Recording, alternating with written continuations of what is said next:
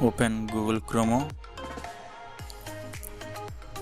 and search Xerox 6015 driver.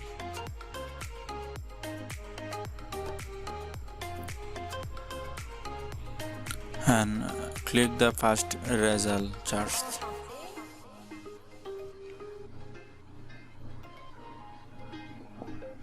Here check the box I agree this driver and download. Click. Now this is downloading. Please wait some time for download. Now complete and open this file and double click install.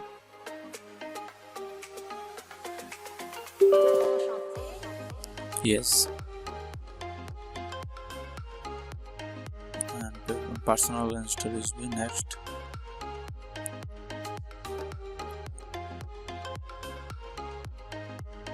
I am agree and next. Wait for some time.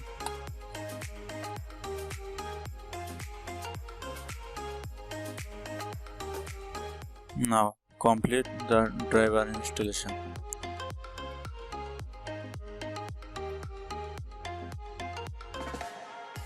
Thank you for watching the full video.